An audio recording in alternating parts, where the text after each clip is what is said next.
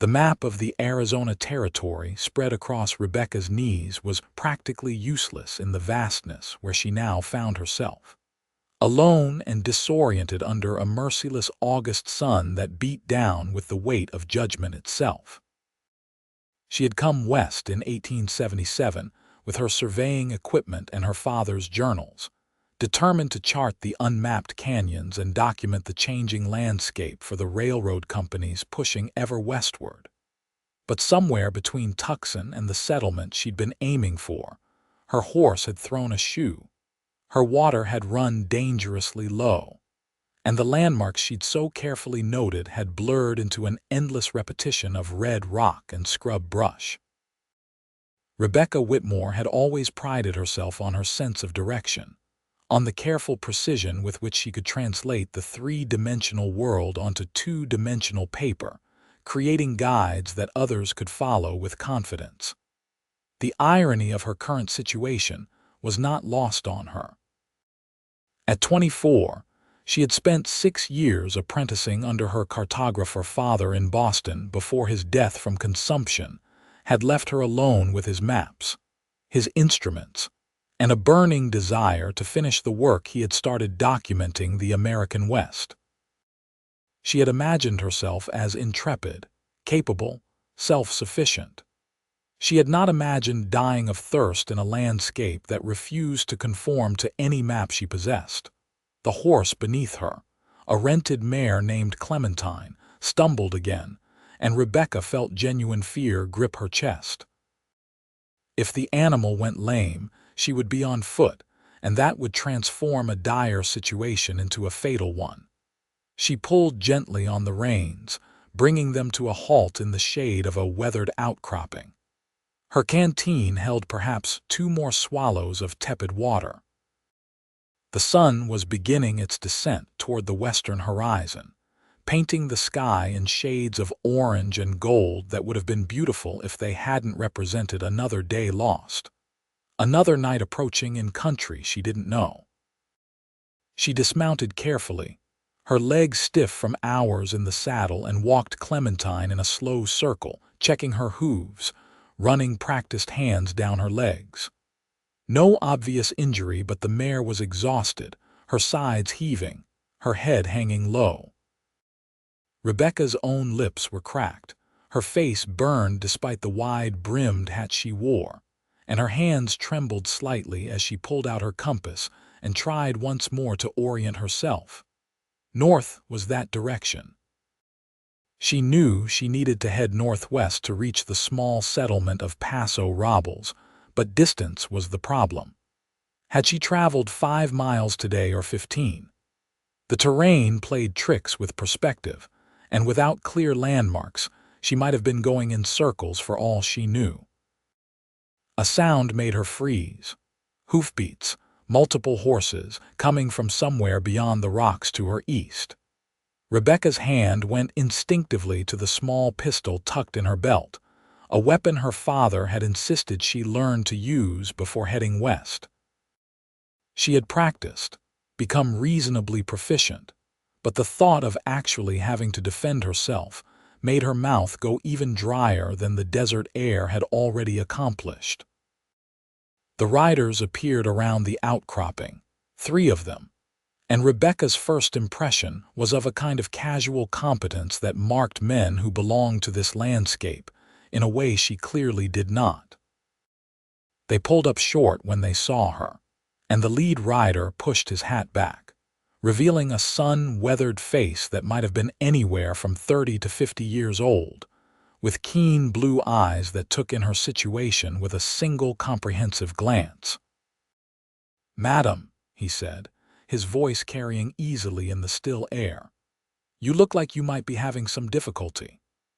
The man was tall in the saddle, broad-shouldered, with dark hair that curled slightly over his collar and several days' worth of beard shadowing his jaw.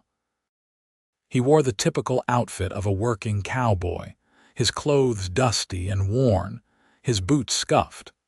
But there was something about the way he sat his horse, the easy authority in his posture, that suggested he was more than just a ranch hand. "I'm looking for Paso Robles," Rebecca said, lifting her chin and trying to project a confidence she absolutely did not feel. I seem to have gotten turned around. The other two riders, younger men who had the look of cowboys, exchanged glances that might have been amused. The lead rider simply nodded, as if lost mapmakers were something he encountered regularly. "You're about 8 miles south of where you want to be," he said. "Been heading east for the better part of the afternoon, looks like." He nodded toward the sun. "If you'd kept on this way, you'd have hit rough country, canyons you couldn't cross without going 20 miles out of your way." Rebecca felt her face flush, embarrassment mixing with relief. "My horse threw a shoe yesterday. I've been trying to compensate for the slower pace." "Mind if I take a look?"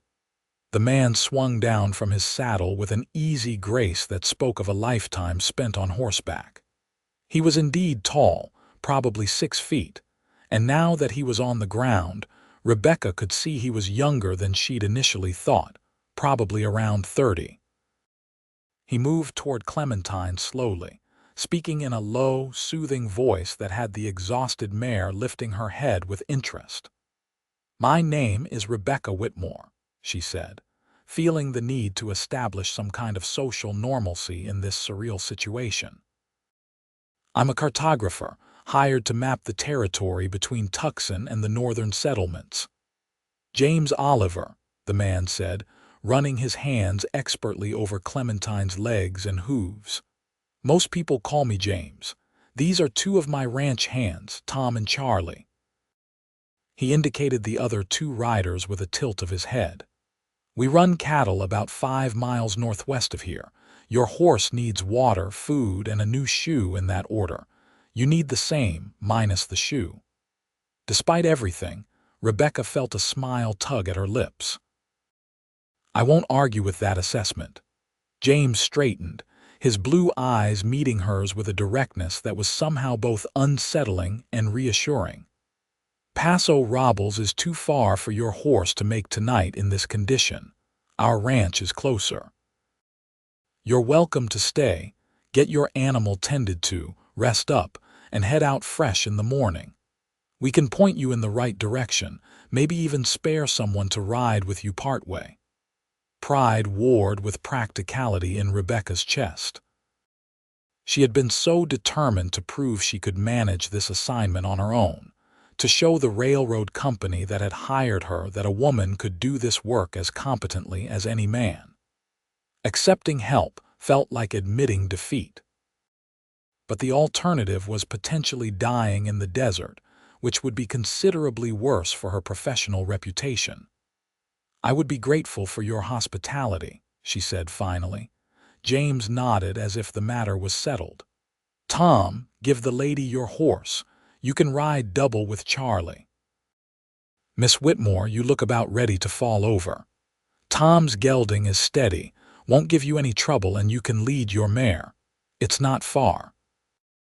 The exchange was made quickly, and soon Rebecca found herself mounted on a sturdy brown gelding, Clementine's reins in her hand, following James Oliver across terrain that all looked identical to her untrained eye, but through which he navigated with absolute certainty.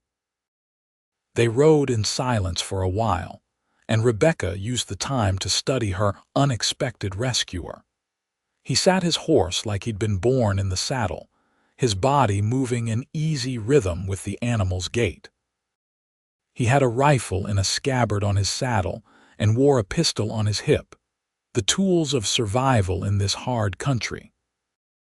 But there was something else about him, something in the way he'd assessed her situation without judgment, the quiet courtesy of his offer of help, that suggested a man of substance beneath the dusty cowboy exterior.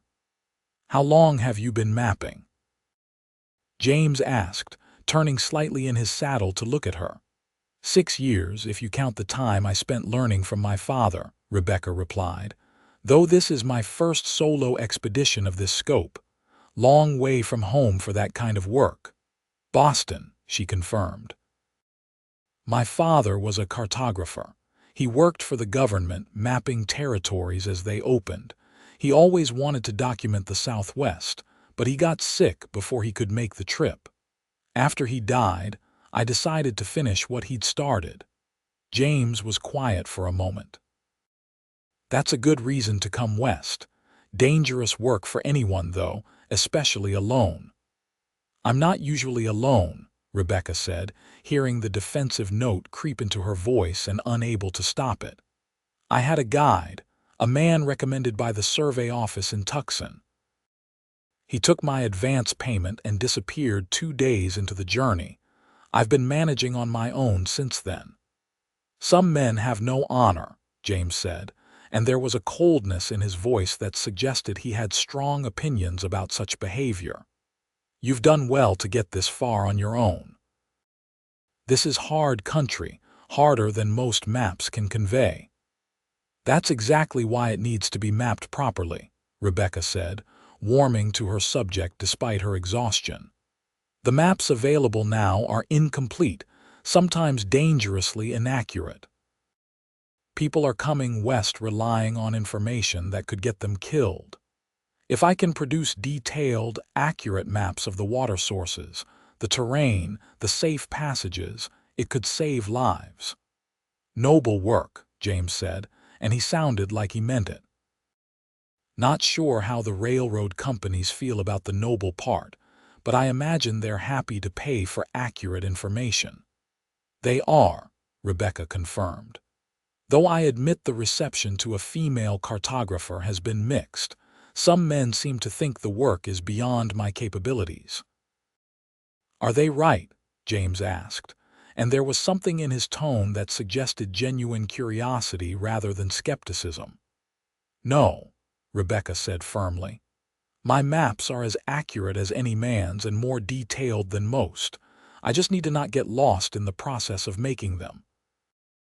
To her surprise, James laughed, a warm, genuine sound that seemed to lighten the oppressive heat of the desert air. Fair point. We all need help sometimes, even those of us who are supposed to know where we're going. They crested a low rise, and Rebecca saw the ranch spread out below them in a shallow valley.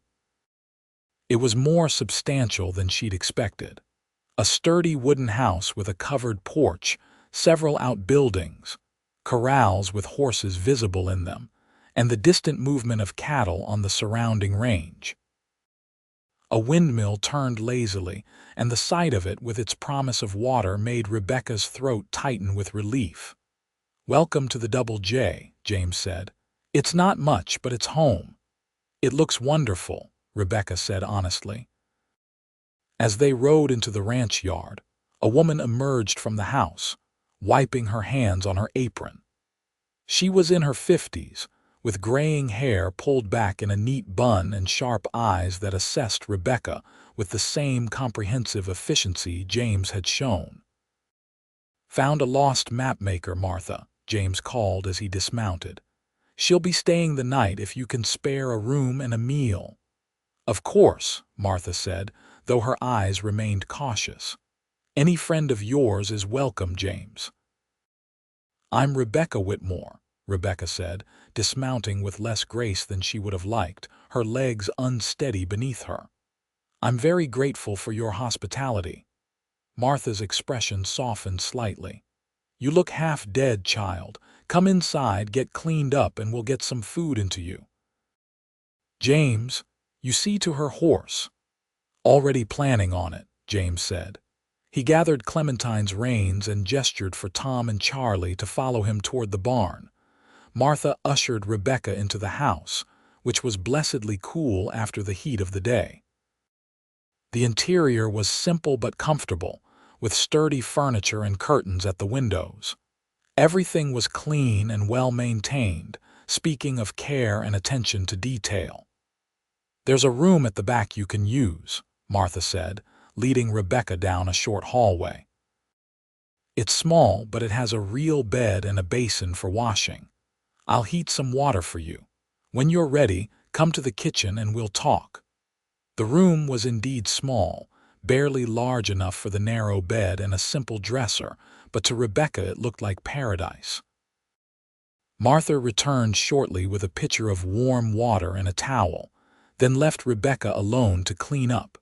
Rebecca stripped off her dusty clothes and washed as best she could, marveling at how much dirt came off her face and hands. Her reflection in the small mirror above the dresser showed a sunburned woman with tangled dark hair and tired gray eyes. She looked like she'd been through an ordeal, which was accurate. She braided her hair loosely, put on the only other shirt she had in her pack that was reasonably clean, and made her way to the kitchen. Martha was at the stove, and the smell of cooking food made Rebecca's stomach clench with hunger. She couldn't remember when she'd last eaten a real meal. The woman turned as Rebecca entered and gestured to the table. "Sit. You'll want to eat before James comes in with questions. Men always have questions." Rebecca sat gratefully, and Martha set a plate before her loaded with beans, cornbread, and what looked like stew. "This is incredibly kind of you. Basic human decency isn't kindness," Martha said briskly. "Eat." Rebecca didn't need to be told twice. The food was simple but delicious, and she had to force herself to eat slowly rather than wolfing it down. Martha watched her with those sharp eyes, and after a few minutes she spoke again. "James is a good man," she said. "One of the best I've known. He owns this ranch free and clear, built it up from nothing over the past 8 years. He's fair to his men, honest in his dealings, and doesn't tolerate trouble." Rebecca wasn't sure how to respond to this unprompted character assessment. "He seems very capable." "He is," Martha agreed. "He's also been alone too long. Throws himself into the work rather than building any kind of life beyond this ranch. But that's not your concern. I just wanted you to know you're safe here. James would never take advantage of a woman in a vulnerable position." "I didn't think he would," Rebecca said, and realized as she said it that it was true. Despite having known James Oliver for barely 2 hours, something in his manner had communicated absolute trustworthiness. Martha nodded, satisfied. "Good. Then we understand each other. Now, tell me about this map-making business. That's unusual work for a woman." Rebecca found herself relaxing as she explained her work, her training, her goals. Martha listened with genuine interest, asking intelligent questions, and by the time James and the ranch hands came in for their own dinner, Rebecca felt considerably more human than she had in days. The meal was a lively affair, with Tom and Charlie good-naturedly ribbing each other while Martha dished out food and James ate with the focused efficiency of a man who'd worked hard all day. Rebecca found herself studying him in the lamplight, noticing details she'd missed earlier. The calluses on his hands, the fine lines around his eyes from squinting into the sun, the way he listened when others spoke with complete attention. "Your horse is settled," James said to Rebecca. "I put a temporary shoe on her, should hold until you can get to a proper blacksmith in Paso Robles. She needs a few days of rest and good feed before she'll be up for hard travel, though." "I can't afford to stay that long," Rebecca said, worry creeping into her voice. "I'm already behind schedule on this mapping project." "How far behind?" James asked. "A week, maybe more. I was supposed to have completed the section between Tucson and Paso Robles by now and moved north. The railroad company is expecting preliminary maps by September." James leaned back in his chair, considering. What if you had someone who knew this country helping you? Someone who could take you to the landmarks you need to map, show you the reliable water sources, the best passes through the rough terrain. Rebecca stared at him. "Are you offering to be my guide?" "I'm offering to help," James said. "I've lived in this territory for 8 years. I know it better than most. I could spare a few days to ride with you, show you what you need to see. Might make up for the time you lost with that charlatan who robbed you." "Why would you do that?" Rebecca asked, genuinely puzzled. "You have a ranch to run." Ranch can spare me for a week, James said. Tom and Charlie are good men, can handle the day-to-day operations. And as for why, he paused, seeming to consider his words. I guess I admire what you're doing. Takes courage to come out here alone, to keep going after being cheated and getting lost. Seems like the kind of work that deserves support. Rebecca felt something warm unfurl in her chest, a feeling she couldn't quite name. I would be very grateful for your help. I can pay you what I would have paid a guide. James shook his head. Don't want your money. Consider it neighboring hospitality. Folks need to help each other out here or none of us survive. Tom spoke up, grinning. Boss has always had a soft spot for lost causes. James shot him a look that was more amused than annoyed. That would make you and Charlie lost causes, so watch it. The table laughed, and Rebecca found herself joining in, the tension of the past week finally beginning to ease.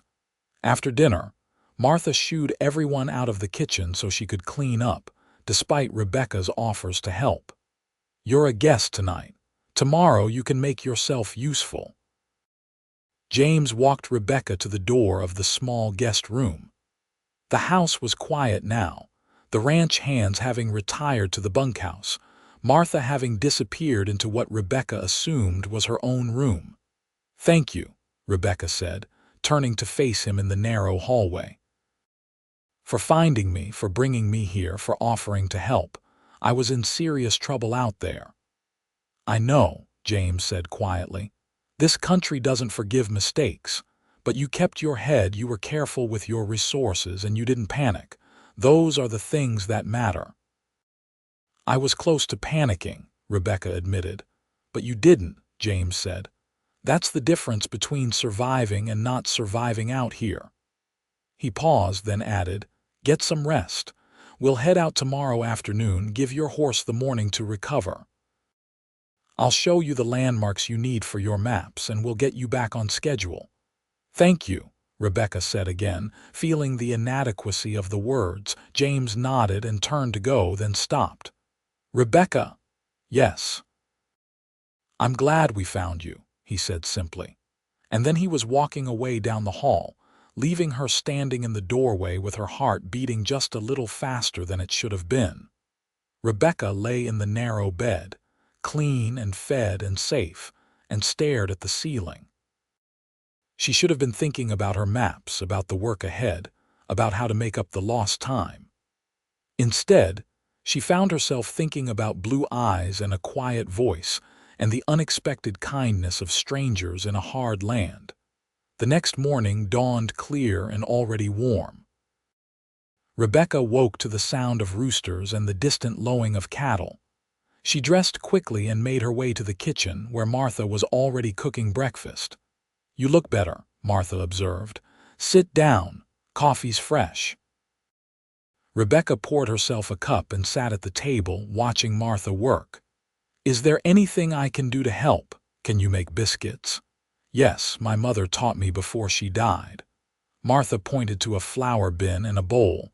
Then make yourself useful.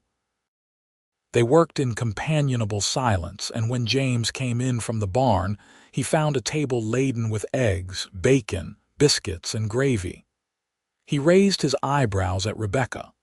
Martha put me to work, Rebecca explained.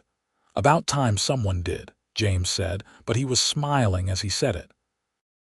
Over breakfast, they discussed the plan. James would take Rebecca north and east, showing her the major landmarks, water sources, and terrain features she needed to map. It would be a 3 or 4 day trip, camping out at night, covering the ground she'd been supposed to map with her original guide. It's rough country in places, James warned. Some hard riding. Think you can manage it, Rebecca straightened. I've been managing it alone. With a guide who actually knows where he's going, I'll be fine. James nodded, satisfied. Good. We'll bring supplies, camping gear, firearms. There are occasional bands of outlaws in the area, though they mostly stick to the stage routes. And there's always the possibility of trouble with rustlers or hostile encounters, though that's less common than it used to be. I have my pistol, Rebecca said. Can you actually use it? I can hit what I'm aiming at, if that's what you're asking. James studied her for a moment. After breakfast, before we head out, I'd like to see that. Not that I don't trust you, but I need to know what kind of backup I have if we run into trouble. They spent the late morning in preparation. James set up targets behind the barn, and Rebecca demonstrated her shooting skills. She wasn't a fancy shooter, couldn't do trick shots or fast draws, but she could hit a target consistently at reasonable range, which was really all that mattered. James watched without comment, then nodded. You'll do. You've got a steady hand and you don't flinch. That's more than a lot of men can say. My father insisted I learn properly, Rebecca said. He said there was no point in carrying a weapon I couldn't use effectively. Smart man, your father. They packed supplies into saddlebags, James moving with practiced efficiency. He included food, water, bedrolls, a small tent, ammunition, and a variety of other items that Rebecca realized she should have thought to bring on her original journey but hadn't. It was humbling to realize how unprepared she'd actually been, despite her confidence. Clementine looked considerably better after a night of rest and good feed, though James insisted on checking her shoe again before they set out. Satisfied, he swung up onto his own horse, a rangy bay gelding named Ranger, and looked at Rebecca. Ready. Ready, Rebecca confirmed, settling into her saddle with her surveying equipment carefully packed and her father's compass in her pocket. They rode out in the early afternoon, heading northeast from the ranch.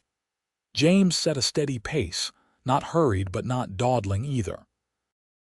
The landscape around them was a study in browns and golds, punctuated by the occasional green of hardy shrubs and the distant purple of mountains on the horizon. That range to the north, James said, pointing. That's where we're heading first. There's a pass through it that's the best route for anyone traveling between Paso Robles and the settlements further east. It's not on any of the maps I've seen, or if it is, it's marked wrong. I'll show you exactly where it is and how to approach it. Rebecca pulled out her notebook and began making observations, noting landmarks, estimating distances. James watched her work with interest. You're good at this, he observed. I should be. I've been training for it long enough. Rebecca looked up from her notes. Tell me about that outcropping to the west. Is it visible from multiple approaches? It is. We call it Cathedral Rock because of the shape. It's a good landmark, visible for miles in clear weather. They rode and talked, James pointing out features of the landscape while Rebecca sketched and noted. She found herself relaxing into the work, the familiar rhythm of observation and documentation calming the anxiety that had been her constant companion for the past week. And there was something else, something about James's presence that made her feel safe in a way she hadn't since leaving Tucson. He was an easy companion, she discovered. He didn't talk just to fill silence, but when he did speak, it was worth listening to. He knew this land intimately, could read signs in the dirt that were invisible to her, could judge water and weather and the health of the range with a glance. How did you end up out here? Rebecca asked as they paused to water the horses at a small spring James had led them to without hesitation. Long story, James said, then seemed to reconsider. I grew up in Kansas, worked on ranches there. After the war, things were hard. A lot of men came west looking for a fresh start. I was one of them. Drifted through Texas, New Mexico territory, finally ended up here in Arizona territory around 1869. Hired on as a ranch hand, saved my money, bought some land and a few head of cattle. Built it up from there. The war, Rebecca asked. You would have been young. 16 when I enlisted, James said. Lied about my age. Seemed like the thing to do at the time. I learned a lot in those years, not all of it pleasant. Rebecca did the quick arithmetic in her head. That would make him about 30 or 31 now, not much older than she was. But he had an air of maturity, of hard-won experience that made him seem older. "I'm sorry," she said. "That must have been difficult." "War is always difficult," James said. "But it's over now, has been for more than a decade. Life goes on." He looked at her. "What about you? What made a proper Boston lady decide to become a cartographer and head west alone?" "I'm not that proper," Rebecca said. "And I didn't have much choice about the alone part. My father and I were very close. After my mother died when I was 12, it was just the two of us. He taught me everything he knew about mapmaking because I wanted to learn, and because I think he was lonely and needed someone to share his passion with. When he died 2 years ago, I realized I could either stay in Boston and try to make a life doing something acceptable for a woman, like teaching or governess work, or I could finish what he started and actually use the skills he'd taught me. And the railroad companies were willing to hire a woman." James sounded skeptical. "Eventually," Rebecca said, "I had to submit sample work under my initials instead of my full name. Once they saw the quality of my maps, they were willing to overlook the fact that I'm female. Though I suspect they're paying me less than they would pay a man." "Probably," James agreed. "That's the way the world works, though it's not right." They rode on, and as the afternoon progressed, Rebecca found herself increasingly impressed by James's knowledge.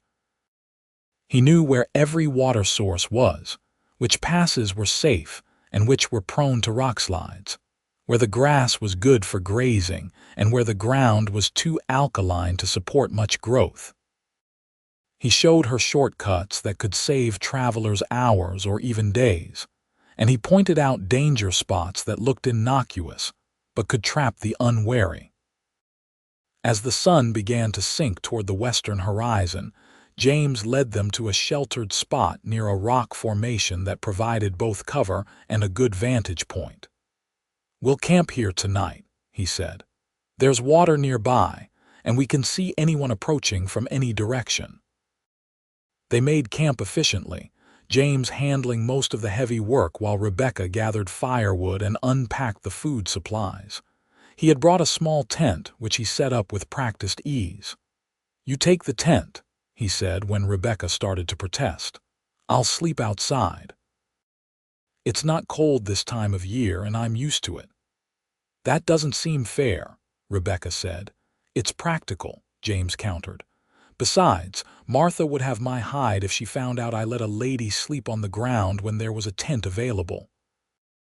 They cooked a simple meal over the fire, and as darkness fell and the stars emerged in dazzling profusion overhead, they sat and talked. Rebecca found herself telling James about her father, about growing up in Boston, about the frustrations of trying to pursue work she was passionate about in a world that thought women should be content with domestic duties. James listened without judgment, and when she finally ran down, he said, "Seems to me you're doing exactly what you should be doing. Your father taught you a valuable skill and you're using it. What people think about that is their problem, not yours." "That's remarkably progressive thinking for a cowboy," Rebecca said, then immediately regretted it. "I'm sorry that sounded condescending," but James just laughed. "It did a little, but I understand what you mean. Most of the men I know out here wouldn't be comfortable with the idea of a woman doing this kind of work. Then again, most of the men I know out here have never met a woman like you. Hard to maintain prejudices when they're clearly contradicted by reality." "You're an unusual man, James Oliver," Rebecca said softly. "Maybe," James said. "Or maybe just someone who learned that surviving out here means being open to what works, regardless of what you thought you knew before." They sat in comfortable silence for a while, watching the fire burn down. Eventually, James banked the coals and made sure everything was secure for the night. "Get some sleep," he said. We'll ride out early, want to reach the pass by midday tomorrow so you have good light for your surveying. Rebecca retreated to the tent, but sleep was slow in coming. She lay on the bedroll, listening to the night sounds of the desert, the distant howl of a coyote, the rustle of small creatures in the brush, and the quiet sounds of James settling himself near the fire. She found herself thinking about the man who had so unexpectedly entered her life, his quiet competence, his understated kindness, the way he seemed so completely at home in this harsh landscape. She had not expected to like him so much. She had not expected to feel so safe with him. And she definitely had not expected to find herself thinking about the way his eyes crinkled when he smiled, or the way his hands had moved so surely and gently when he'd examined Clementine's hooves. This was not part of the plan. The plan was to complete her mapping work, establish her reputation, and return to a life of professional cartography. The plan did not include becoming fascinated by a cowboy rancher in Arizona territory. Rebecca firmly told herself to stop being ridiculous and go to sleep. She had work to do, and romantic entanglements would only complicate matters.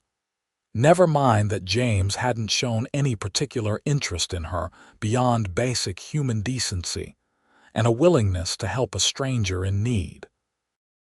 Never mind that they lived completely different lives in completely different worlds. Never mind any of that. She was being foolish, and she needed to focus on what was important. The next morning dawned cool and clear.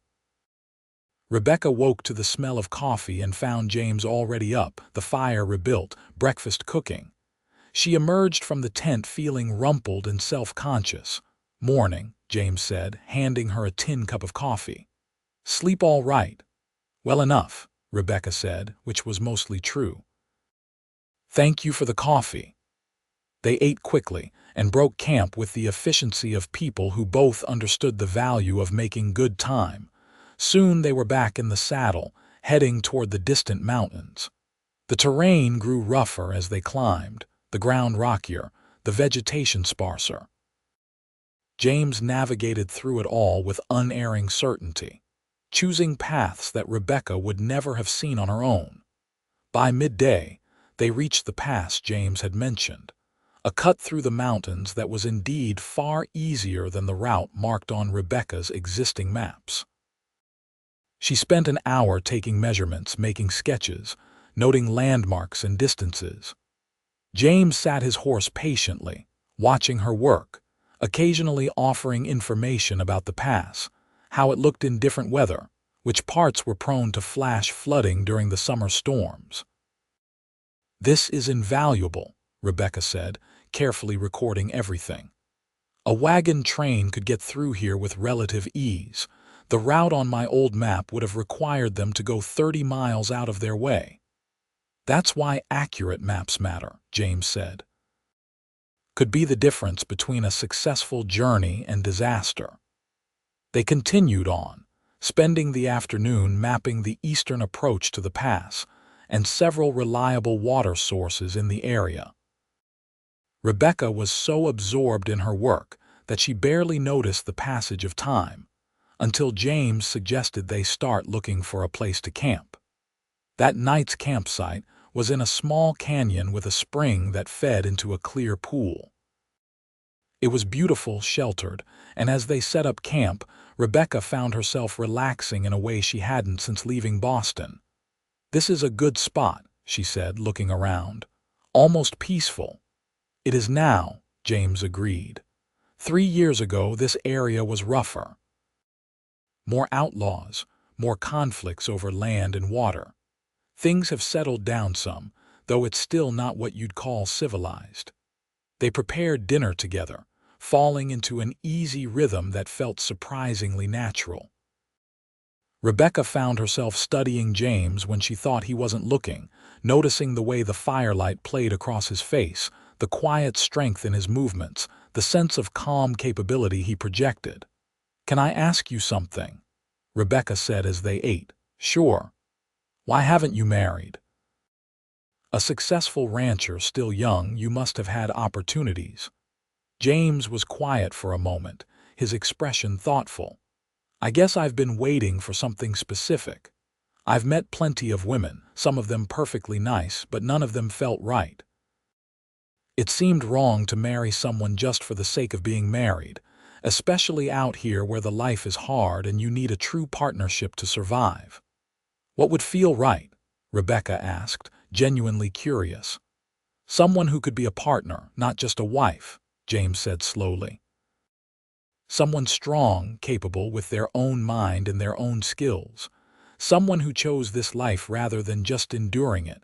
Someone I could respect as much as care for. He looked at her across the fire. What about you? Boston must have had its share of potential husbands.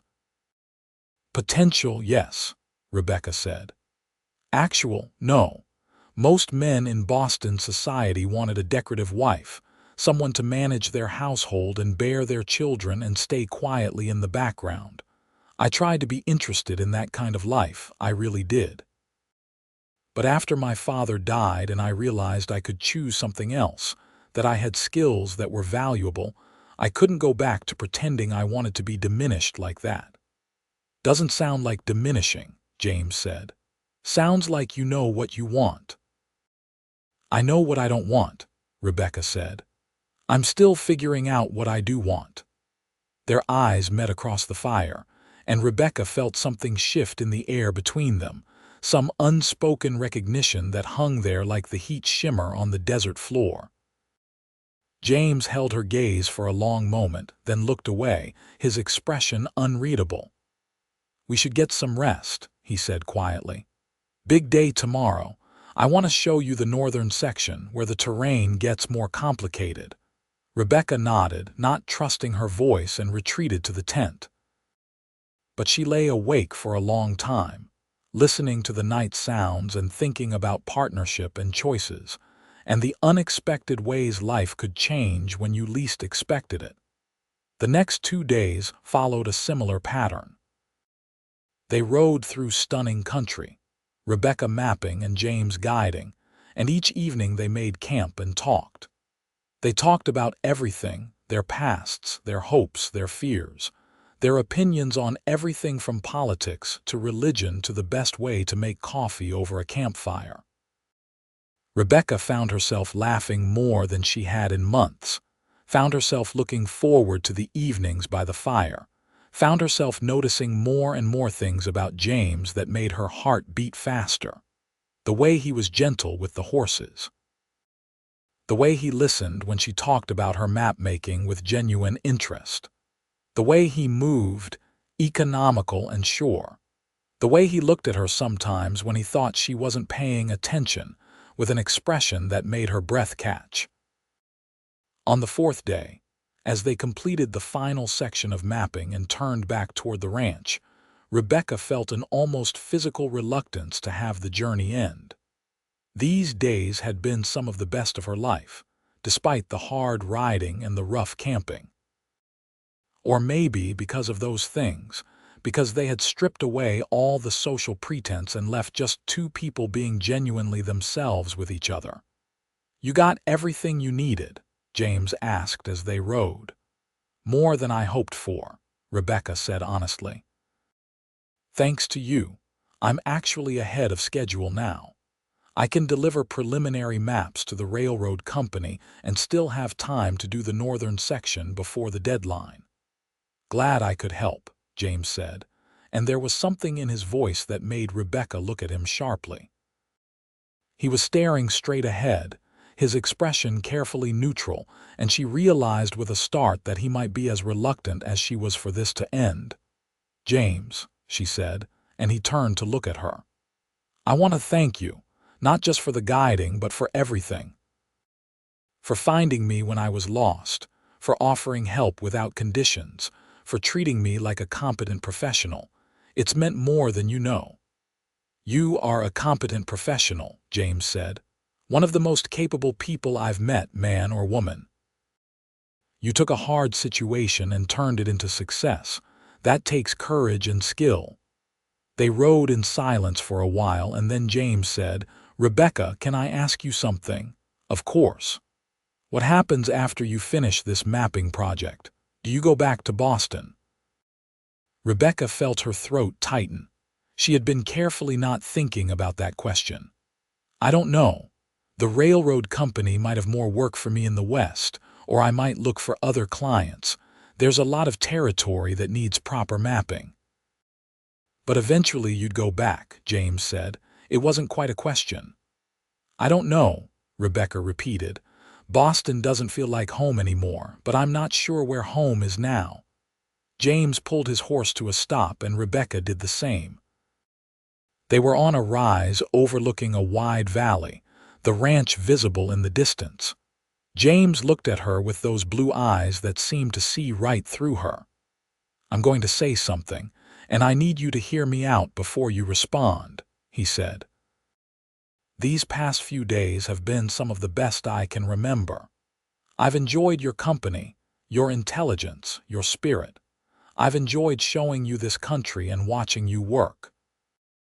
And I've realized that what I've been waiting for, what I've been looking for without quite knowing it, might be sitting right in front of me." Rebecca's heart was pounding so hard she was sure he must be able to hear it. "I know we've only known each other a few days," James continued. "I know you have a life and a career waiting for you. But I also know that what I'm feeling isn't something that comes along often, maybe not more than once in a lifetime. So I'm asking you to at least consider staying, not permanently, not right away, but long enough to see if what we have here is something real, something worth building on." Rebecca stared at him, her mind racing. Everything practical and sensible told her this was too fast, too uncertain. She had goals, plans, a career to build. Getting involved with a rancher in Arizona territory was not part of any plan she had ever made, but her heart was telling her something completely different. Her heart was telling her that these past days had felt more right than anything in her entire life, that James Oliver was exactly the kind of man she had secretly hoped existed, but never quite believed she would find. That home wasn't a place but a person. "James," she said, and her voice came out shakier than she intended. "I'm scared. This is all happening so fast. I don't want to make a decision based on emotion that I'll regret later." "I understand that," James said. "I'm not asking you to give up your work or change your plans. I'm just asking you to consider that maybe your plans could include someone else. Maybe we could find a way to make both things work." "How?" Rebecca asked. "You have a ranch to run. I have mapping work that takes me all over the territory. How would that even work?" "I don't know all the details," James admitted. "But I know this country is growing, changing. More people are coming, which means more need for accurate maps. You could base yourself here, work out of Paso Robles or even the ranch. You could take assignments and I could go with you when the ranch work allows. We could figure it out together, if you're willing to try." Rebecca looked at him, really looked at him, seeing not just the capable rancher but the man beneath. The man who had shown her kindness when she was vulnerable, who had treated her as an equal, who had listened and respected and valued what she offered. She thought about the past few days, about how natural it had felt to work alongside him, to talk with him, to exist in the same space. She thought about going back to Boston or moving on to the next mapping assignment alone, and the thought felt hollow, empty. "I'm willing to try," she heard herself say, and the joy that lit James's face made her heart soar. "I can't promise how it will work out. I can't promise I won't need to leave for long periods for work, but I'm willing to try." James swung down from his horse in one smooth movement and was at her side before she could dismount. He reached up to help her down, his hands on her waist, and when her feet touched the ground, he didn't let go. They stood there, inches apart, and Rebecca could feel the heat radiating from him, could see the pulse beating in his throat. "I'm going to kiss you now," James said softly, "if that's all right with you." "It's all right with me," Rebecca whispered, and then his lips were on hers. The kiss was everything and nothing like she had imagined. Gentle at first, almost tentative as if he was afraid of frightening her. But when she responded, rising up on her toes and sliding her arms around his neck, it deepened into something more urgent, more passionate. His arms came around her, pulling her close, and Rebecca felt like she was finally home. When they finally broke apart, both breathing hard, James rested his forehead against hers. "I've been wanting to do that since yesterday morning when you tried to cook breakfast over the fire and nearly set your sleeve on fire." Rebecca laughed, the sound shaky with emotion and joy. "That's a strange moment to inspire romance."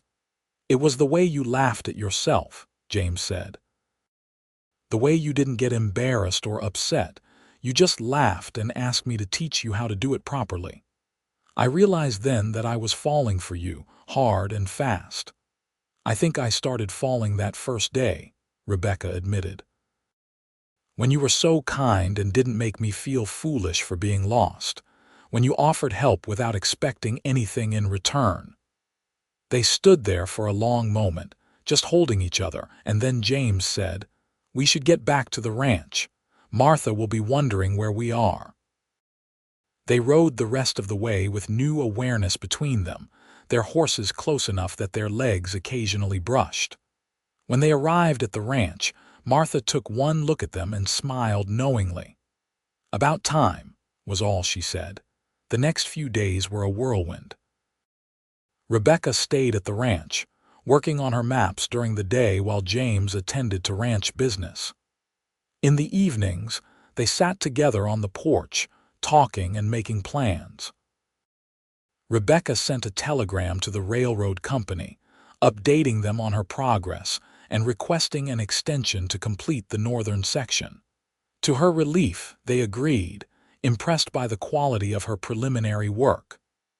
"I need to go to Paso Robles," Rebecca said one morning. "I need to arrange for supplies for the northern mapping section, and I should check if there are any messages waiting for me." "I'll go with you," James said immediately. Paso Robles was a small town, dusty and sun-baked, but it had the essential services. A general store, a telegraph office, a blacksmith, and a small hotel. James and Rebecca rode in together, and Rebecca couldn't help but notice the curious looks they received. James Oliver was apparently well known in the area, and the sight of him riding alongside a strange woman sparked interest. At the telegraph office, there was indeed a message waiting for Rebecca, from the railroad company expressing satisfaction with her work and authorizing payment for the section she'd completed. There was also a letter from an old colleague of her father's in Boston, asking about her progress and mentioning that there was interest in her work from other surveying companies. "Good news?" James asked when she emerged. "Very good," Rebecca said. "It seems my work is getting noticed. That should mean more opportunities in the future." "That's wonderful," James said, and he sounded like he meant it, despite the fact that more opportunities might mean more time away from the ranch. They spent the afternoon gathering supplies, and as they worked, Rebecca found herself imagining a future here in this place with this man. It wasn't the future she had planned, but it felt right in a way nothing else ever had. That evening back at the ranch, James asked if she would walk with him. They went out past the corrals up a small rise that overlooked the property. The sun was setting, painting the sky in brilliant shades of orange and red and purple. "I want to show you something," James said. He pointed to a flat area near a grove of cottonwood trees. "I've been thinking about building a bigger house there. The current house is fine for me, but it's small. If I were to, say, have a family someday, I'd need something more substantial." Rebecca felt her heart skip. "That's a beautiful spot." "It is," James agreed. "Good water nearby, shade from the trees, nice view. Room for an office if someone needed space to work on, say, maps and surveys." Rebecca turned to look at him.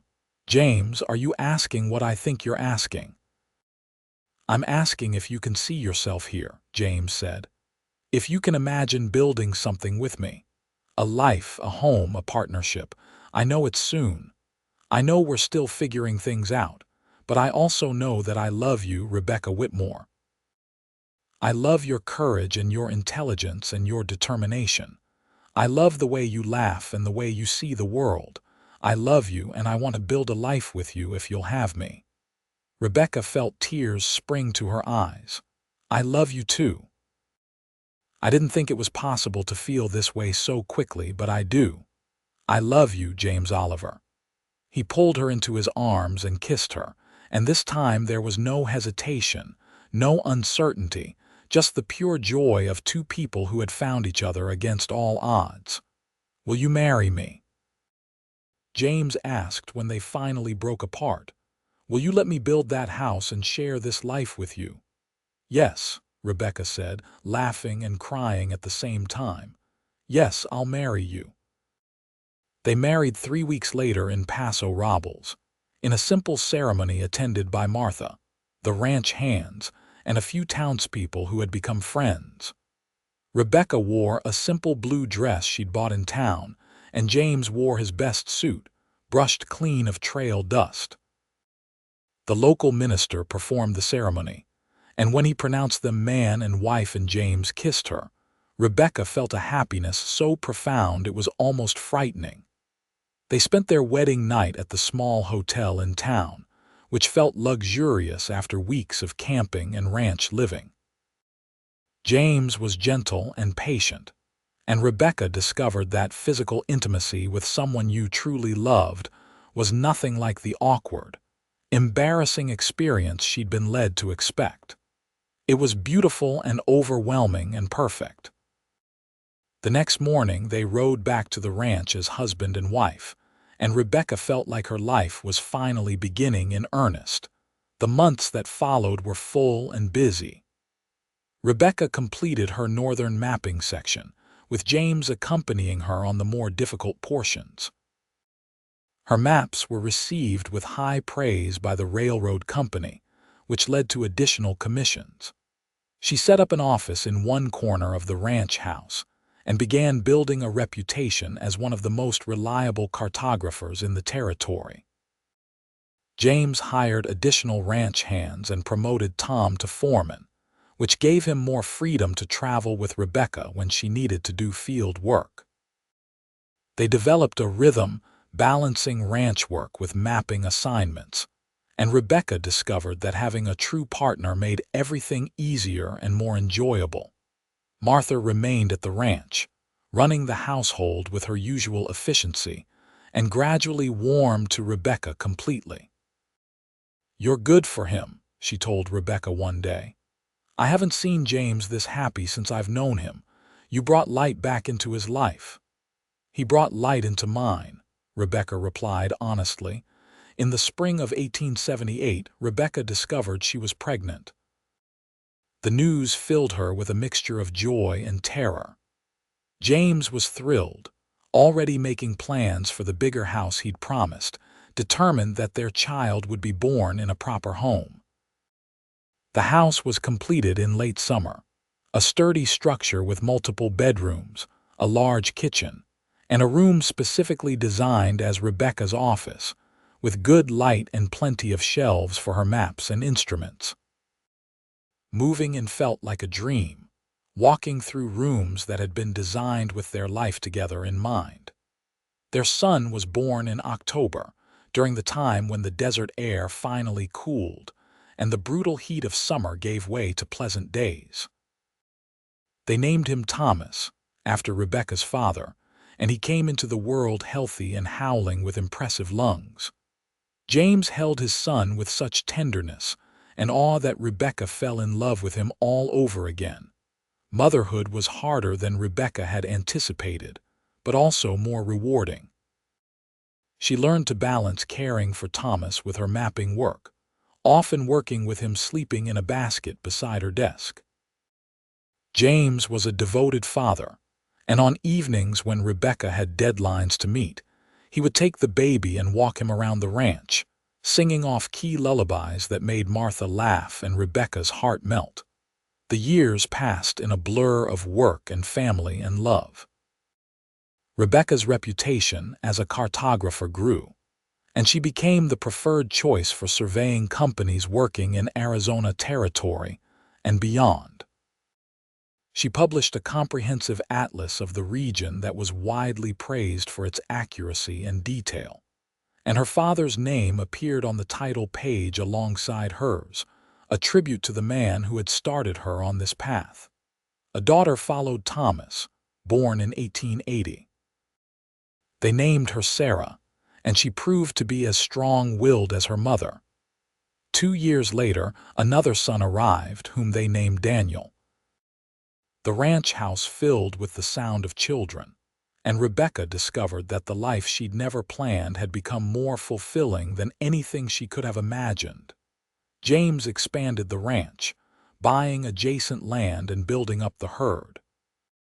The Double J became one of the most successful operations in the region, known for quality cattle and fair dealing. James hired men who needed work, provided steady employment, and developed a reputation as a good boss and a good neighbor. Rebecca continued her mapping work, though she took on fewer distant assignments as the children grew, preferring projects closer to home. She trained several young people in surveying and cartography, passing on the skills her father had taught her, and took pride in seeing the next generation of mapmakers emerge.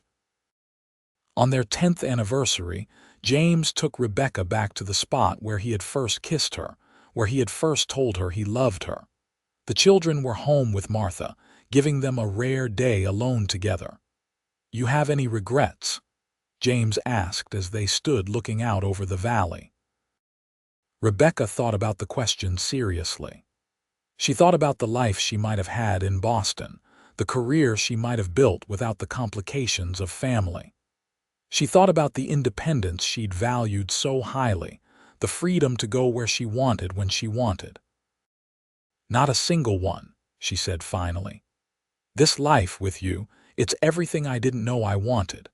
I'm still doing the work I love, but I'm doing it with a partner, with a family, with roots.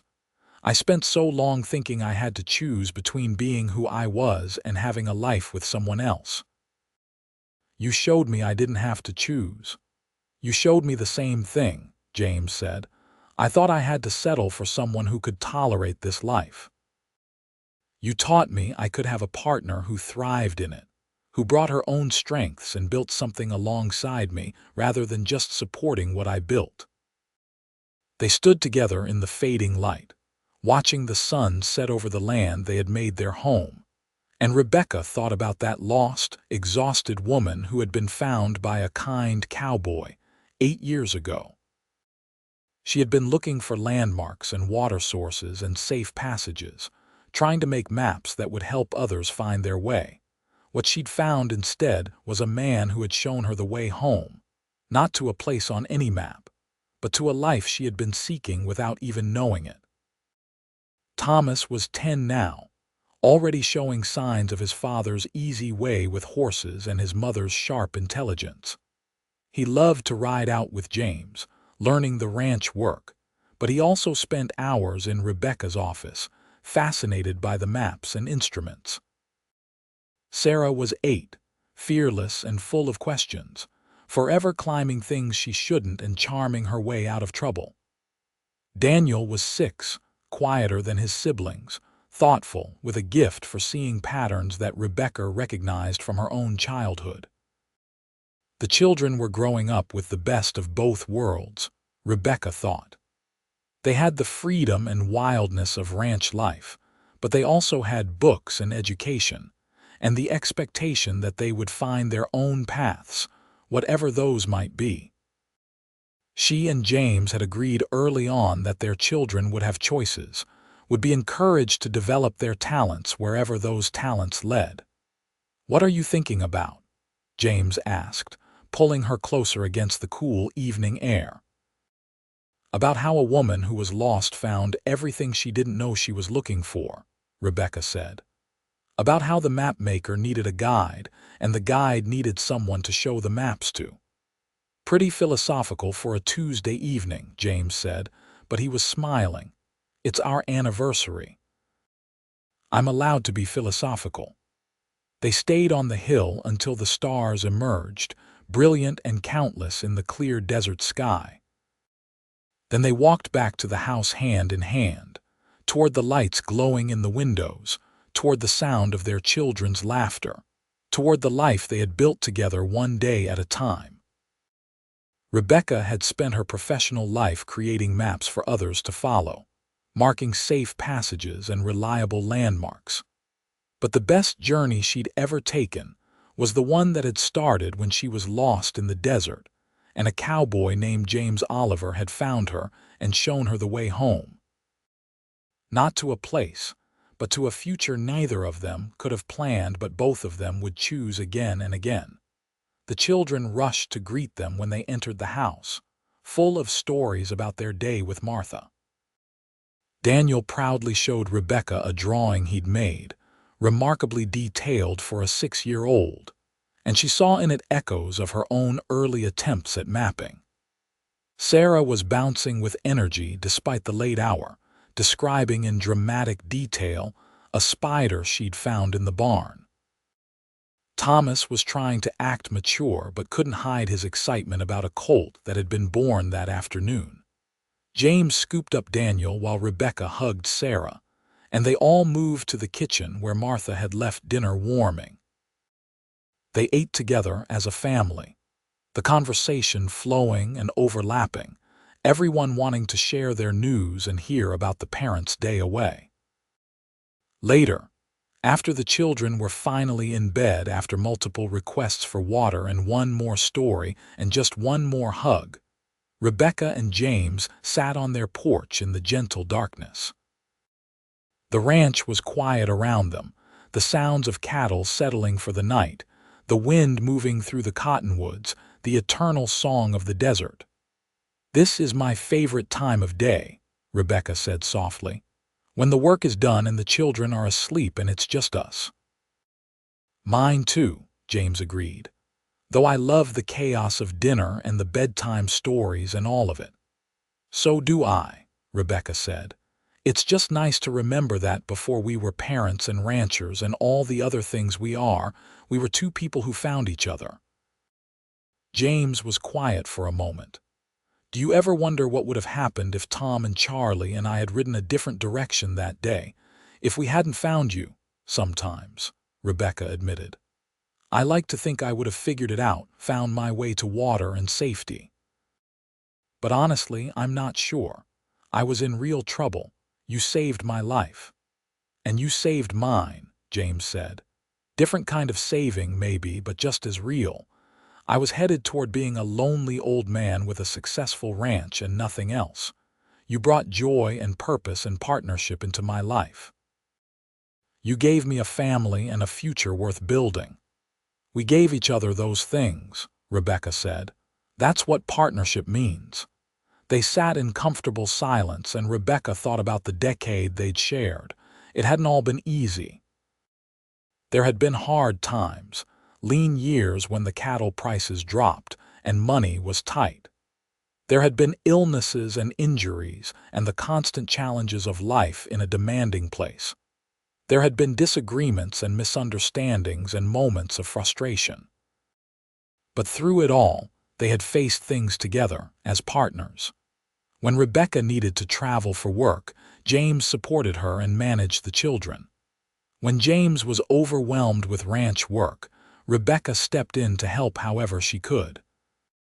They had built their life brick by brick, decision by decision, always choosing each other and their family first.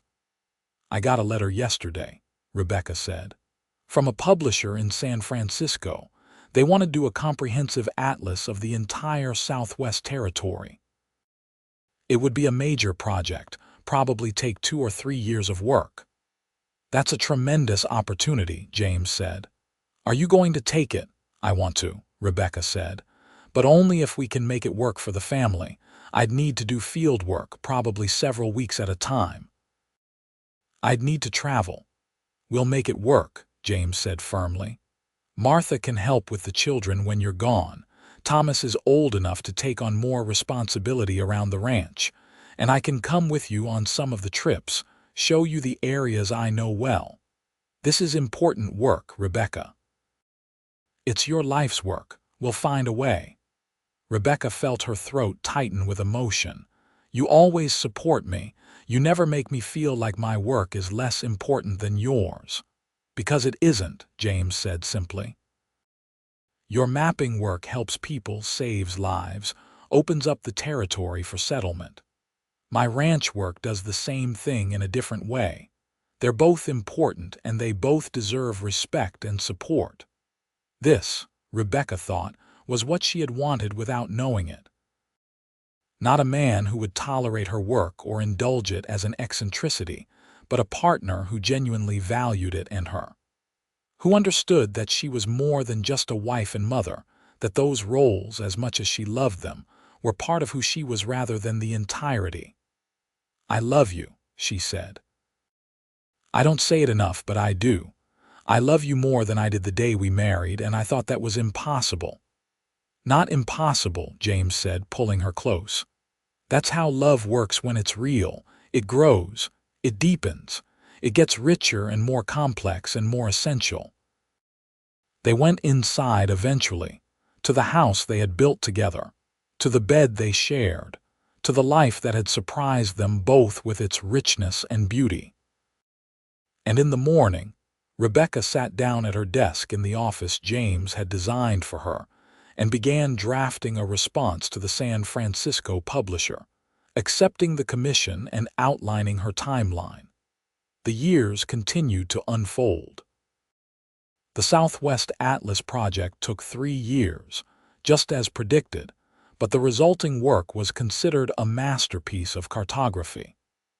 Rebecca's name became synonymous with accuracy and detail, and the atlas remained the standard reference for the region for decades. The work took her away from home periodically, but James was true to his word, supporting her fully, often accompanying her when he could, and managing the ranch and children with Martha's help when he couldn't.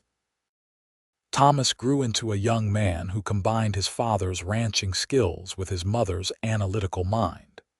He went to university in California to study engineering, then returned to the ranch with ideas for improving irrigation and livestock management. Sarah surprised no one by becoming a doctor, one of the first women to practice medicine in Arizona Territory, setting up a clinic in Paso Robles, and serving the surrounding area with fierce competence. Daniel became a geologist, following in his mother's footsteps in a different way, mapping mineral deposits and advising mining operations throughout the Southwest. The ranch prospered, growing with careful management and smart decisions. James took on partners as he aged, younger men who brought energy and new ideas while respecting the foundation he had built. He never lost his love for the land or his connection to the work, but he also understood the value of planning for the future. Rebecca's mapping work gradually shifted as she aged. She took on fewer field assignments and more consulting work, reviewing and editing other people's maps, training new cartographers, and serving as an expert witness in land disputes. Her opinion carried weight, and she used that influence to push for accuracy and integrity in surveying and mapping work. On their 25th anniversary, surrounded by their children and growing number of grandchildren, James and Rebecca renewed their vows in the same church where they'd married.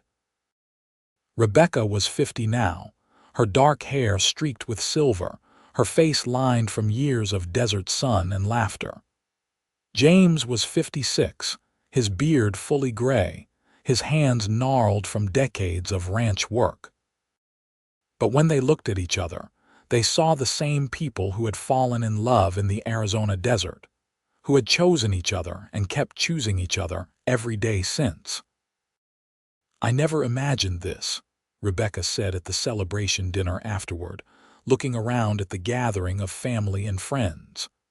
"When I left Boston all those years ago, I thought I was going to make maps. I never imagined I would make a life." "You did both," Thomas said, raising his glass in a toast. "You made maps that helped thousands of people find their way, and you made a family that will carry on what you and Dad built. That's a legacy to be proud of." The toasts continued, the stories flowed, and Rebecca felt a profound sense of contentment. She had accomplished what she'd set out to do professionally, had made contributions to cartography that would outlast her. But more than that, she had built something real and lasting with James, a partnership that had weathered every challenge and grown stronger through shared struggle and shared joy. As the evening wound down and the last guests departed, Rebecca and James walked through their home, now expanded and refined over the years, but still recognizably the house James had built for their growing family. They looked in on the guest rooms where their children were staying, saw their grandchildren sleeping peacefully, and felt the deep satisfaction of lives well lived. "No regrets?"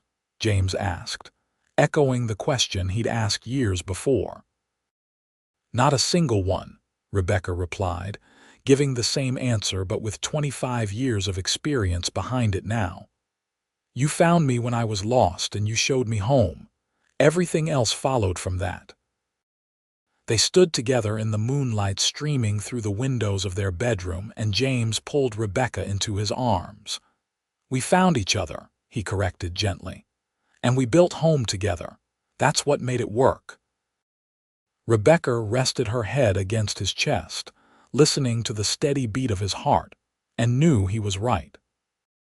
The Mapmaker had been lost. The Cowboy had found her, but what had saved them both was their willingness to build something together, to create a home not from blueprints or maps, but from love and respect and daily choice. The years continued to pass, as years do. James and Rebecca aged together, their steps slower but their partnership as strong as ever. They watched their children build their own lives, saw their grandchildren grow and begin families of their own. The ranch passed primarily into Thomas's capable hands, though James remained involved and interested until the end. Rebecca continued to work on maps until her hands became too unsteady to draw the fine lines she demanded of herself. Even then, she consulted, advised, and taught, passing on everything she knew to the next generation of cartographers. Her Atlas of the Southwest was updated and republished, and she took quiet pride in knowing her work had become foundational to understanding the region. They celebrated their 50th anniversary in 1927, surrounded by 5 children, 14 grandchildren, and 3 great-grandchildren. Arizona was no longer a territory but a state now, admitted to the Union in 1912. The wild frontier where Rebecca had gotten lost, and James had found her, had been transformed by railroads and automobiles, and all the complications of the modern world. But the ranch remained, and the house they had built together, and the family that carried forward the values they had lived by. Hard work, integrity, partnership, and love.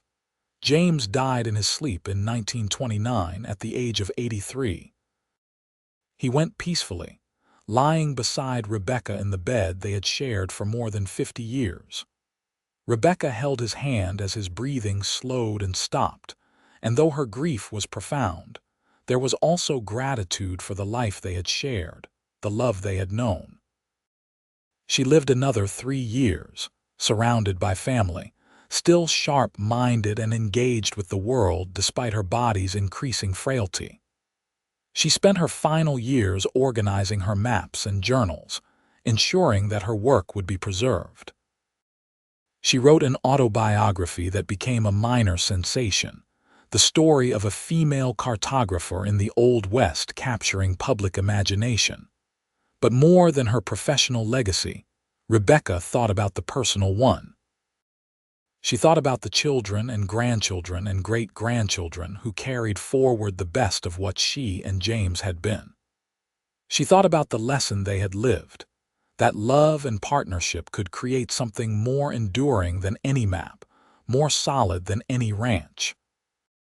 Rebecca died in 1932 at the age of 77, in the house James had built for her, in the office where she had created maps that had guided thousands of travelers. Her family gathered around her, and her last words were about James, about being ready to see him again, about looking forward to finding him once more. They buried her beside him on the hill overlooking the ranch, the spot where he had first told her he loved her, where they had stood together so many times watching the sun set over the land they had made their home. The headstones were simple, giving their names and dates in a single phrase, partners in all things. The ranch continued under family management for generations. Rebecca's maps remained in use, updated and revised but always credited to her original work. Their children and grandchildren told the story of the mapmaker who got lost and the cowboy who found her, and the lesson was always the same. That sometimes the most important journeys are the ones we never planned, and sometimes home isn't a place on any map, but a person who sees us truly and loves us completely. The desert that had nearly claimed Rebecca's life became the landscape of her greatest happiness. The territory she had come west to map became the place where she learned what really mattered.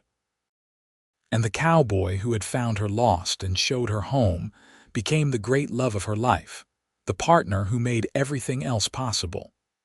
Their story became part of the history of Arizona, a footnote in books about the settlement of the West, a romantic tale told and retold. But for those who knew them, who lived with the legacy they left, the story was simpler and more profound. Two people who found each other against impossible odds and built a life together based on mutual respect, genuine partnership, and enduring love. A mapmaker who learned that not all important territories can be charted, and a cowboy who discovered that sometimes the most valuable thing you can find is another human being to share the journey with. The house stood for nearly a century, finally replaced when the demands of modern ranching required new facilities. But family members preserved the office where Rebecca had worked, moving it stone by stone to a museum in Paso Robles where her maps and instruments were displayed. The headstones on the hill remained, tended by generation after generation, a reminder that love, when true and deep, outlasts stone and wood and even memory itself.